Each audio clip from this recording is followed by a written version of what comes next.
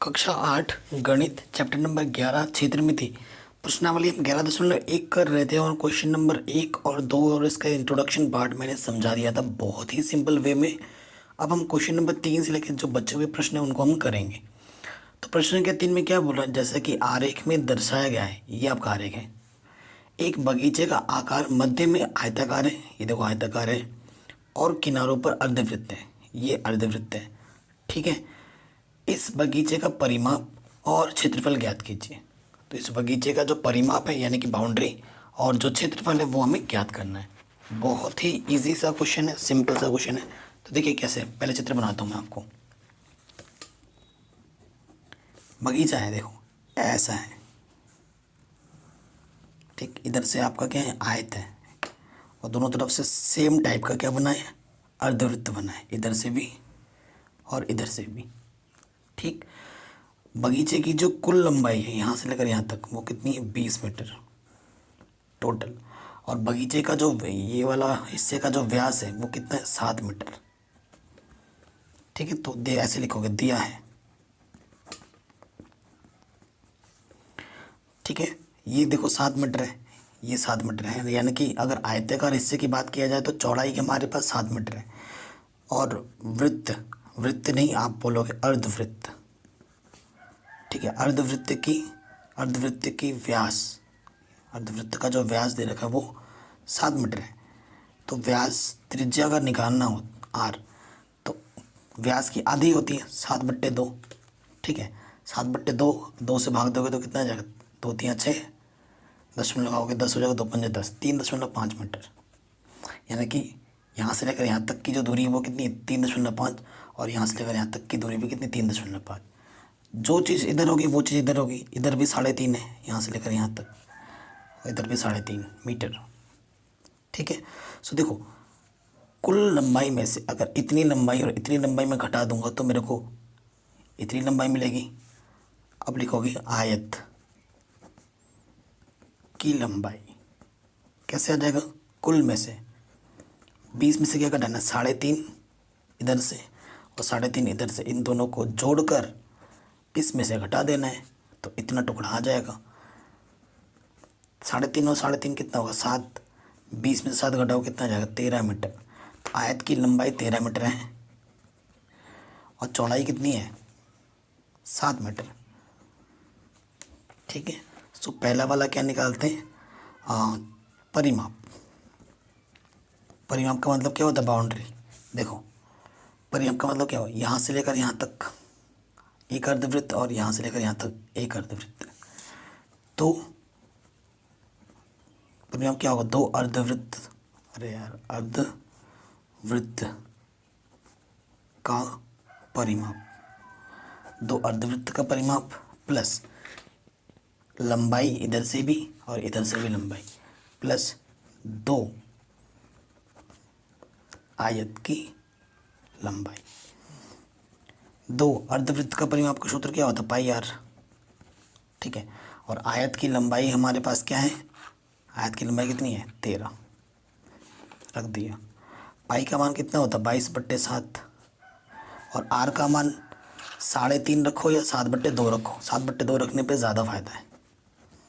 देखो 7 से 7 कटा, 2 से 2 कटा, है ना, 13 दूनी 26, यहाँ से क्या बचा 22 और यहाँ से बचा 26, दोनों को जोड़ दो, 6 2 8, 2 2 4 मीटर आंसर। तो पहले वाले का आंसर कितना आ गया, 48 मीटर परिमाप। अब आपको क्या निकालना है, क्षेत्रफल, है ना, क्षेत्रफल निकालना है। तो क्षेत्रफल क्या होगा, देखो यहाँ से ये एक आयत है, क्षेत्रफल क्या होगा, आयत का क्षेत्रफल प्लस इधर से भी एक अर्धवृत्त है, इधर से भी अर्धवृत्त है, प्लस 2 अर्धवृत्त का क्षेत्रफल है।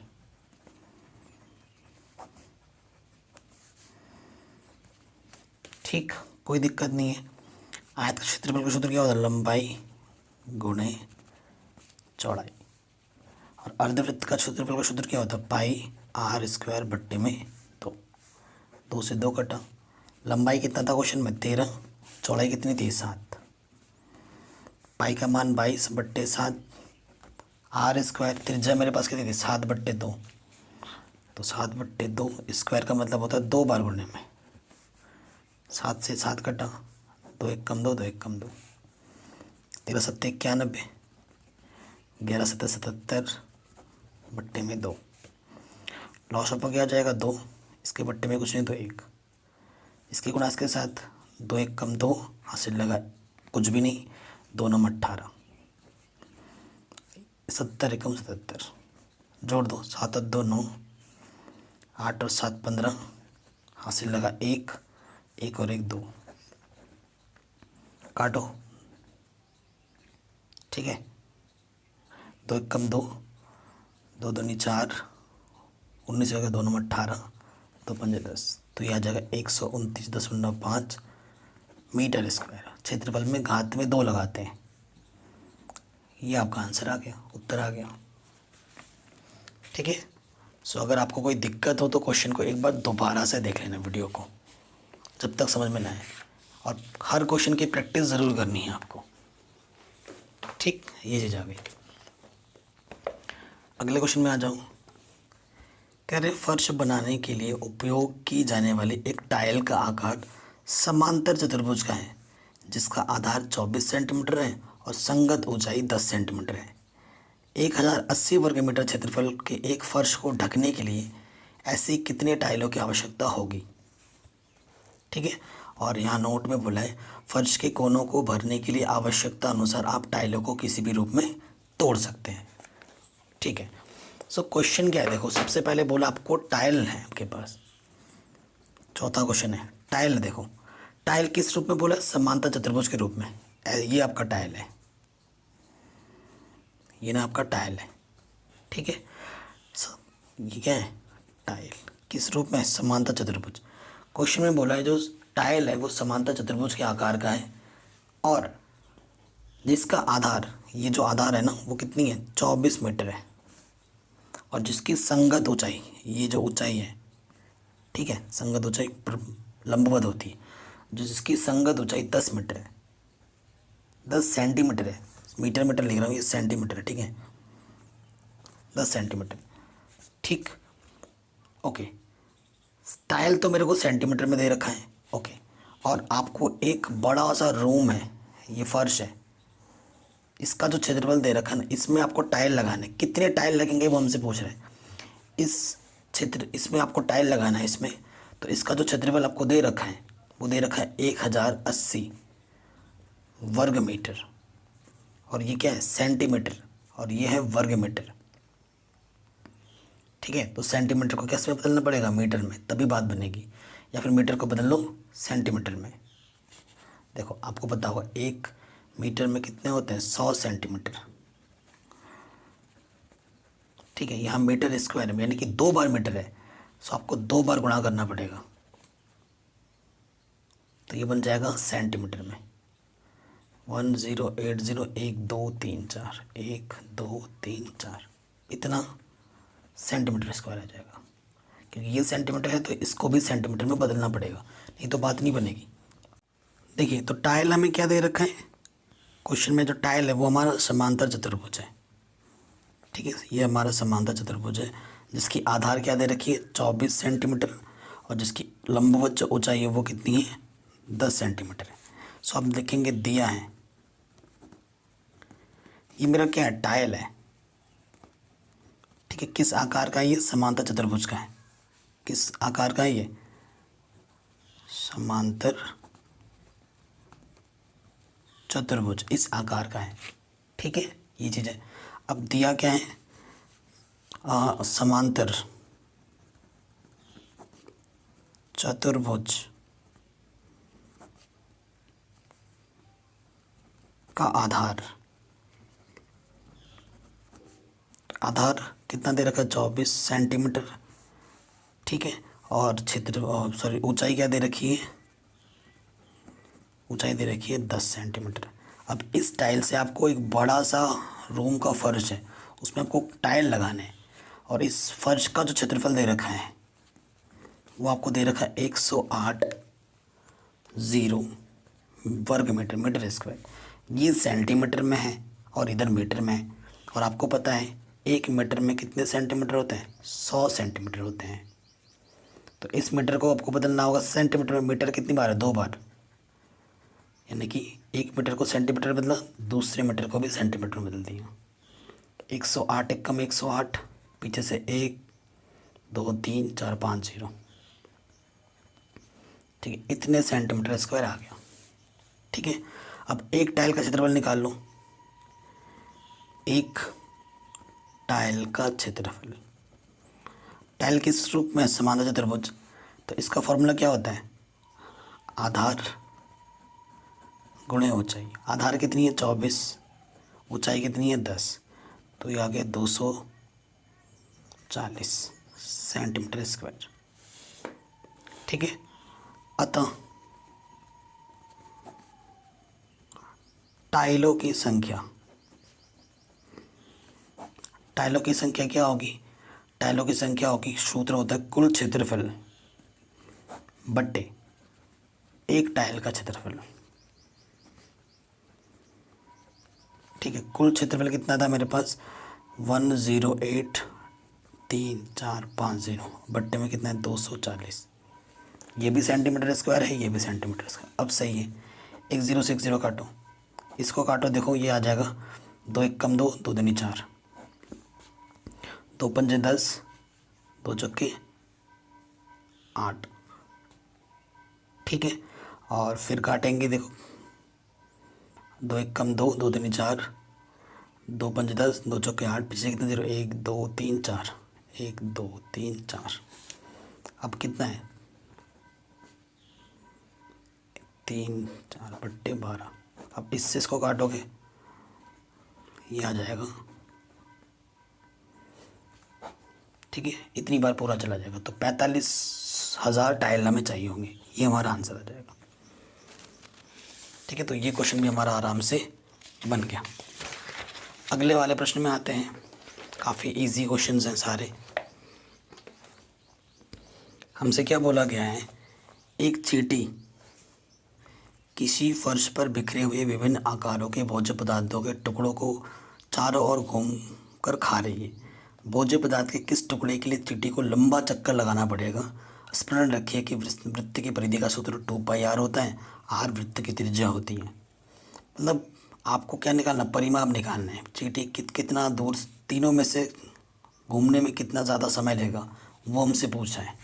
ठीक है, तो हर एक आकृति का हमें क्या निकालना है? परिमाप निकालना है। तो पहले वाली आकृति में आ जाओ। ये आकृति है, ये कैसी आकृति है? अर्धवृत्त है। ठीक है, और ये हमें दे रखा है 2.8 सेंटीमीटर, यानी कि व्यास हमें क्या दे रखा है? 2.8 सेंटीमीटर, यानी कि त्रिज्या क्या हो जाएगी? इसका आधा, 2.8 का आधा कर दो, 2 एक कम 2, 2 चौके 8, 1.4 सेंटीमीटर आएगा त्रिज्या। तो हमें क्या निकालना है? परिमाप। देखो पहले चींटी यहाँ से यहाँ तक गई, तो यहाँ से यहाँ तक क्या है? 2.8 प्लस ये क्या है? अर्धवृत्त की परिधि।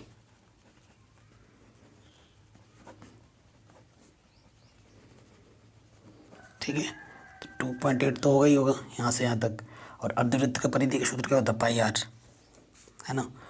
तो 2.8, पाई का मान 22/7 और r का मान 1.4, 7 दूनी 14.2, 2.8, 22 दूनी 44, 0.1 स्थान के बाद जोड़ो इसको, 2.8, 0.8 8 और 4 12, हासिल लगा 1, 4 और 2 6 और 1 7,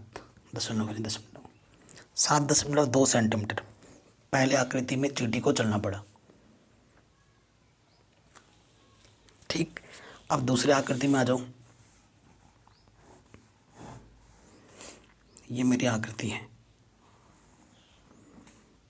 ठीक, ये मेरी आकृति है। अब यहाँ से लेकर यहाँ तक की जो ऊंचाई दूरी है वो है 1.5 सेंटीमीटर, और यहाँ से लेकर यहाँ तक की जो दूरी है, हालांकि चींटी यहाँ से चल रहा है, ये जो दूरी दे रखी है वो है मेरे पास 2.8, फिर से वही है। तो अर्धवृत्त की त्रिज्या डायरेक्ट लिखता हूँ मैं आपकी बार। त्रिज्या कितनी है? त्रिज्या मेरे पास है 1.4, इसकी आधी हो जाएगी सेंटीमीटर। अगर ये 2.8 है तो यहाँ से लेकर यहाँ तक भी 2.8 है। ठीक है, तो परिमाप क्या होगा देखो, ये क्या है, अर्धवृत्त का परिमाप।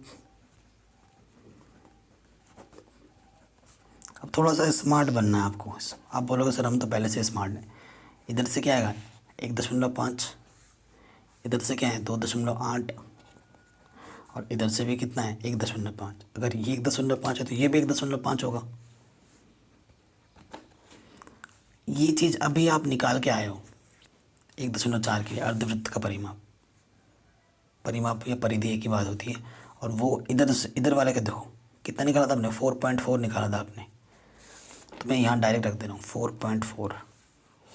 ठीक है, 1.5 और 1.5 3, और ये 2.8, इनको जोड़ो 4.4, 2.8, 3 को लिख सकता हूँ मैं 3.0, 8 और 4 12, हासिल लगा 1, 4 और 2 6 और 1 3 9 और 1 10, 10.2 सेंटीमीटर। इसमें 7.2 सेंटीमीटर आया था, इसमें 10.2 सेंटीमीटर आ रहा है। अभी और एक बचा हुआ है। तीसरी जो आकृति है मेरे पास वो इस तरीके से है, मतलब चींटी यहाँ से चलती है, यहाँ से चलती है, यहाँ से चलती है, यहाँ से आती है। ठीक है, ये कितना है 2 सेंटीमीटर है, ये भी कितना है 2 सेंटीमीटर, यहाँ से लेकर यहाँ तक। ठीक है, और ये जो व्यास दे रखा है इसका जो व्यास है वो है 2.8 सेंटीमीटर। ठीक है, त्रिज्या वही हो जाएगी 1.4। तो परिमाप क्या होगा देखो, यहाँ से 2, यहाँ से 2, प्लस यहाँ से क्या है अर्धवृत्त की परिधि। 2 और 2 4, और अर्धवृत्त की परिधि अभी आपने निकाला था 4.4। तो 4.4 में 4 जोड़ दो, 4 को लिख सकते हैं 4.0, 4 और 0 4, 4 और 4 8, दशमलव सेंटीमीटर। देखो पहले वाले में लगा था 7.2, दूसरे वाले में लगा रहा है 10.2, और तीसरे वाले में लग रहा है 8.4। तो सबसे ज़्यादा कौन सा दूरी तय करना पड़ रहा है चींटी को, दूसरी आकृति में। लिखेंगे द्वितीय आकृति में चींटी को ज़्यादा चलना पड़ा। आंसर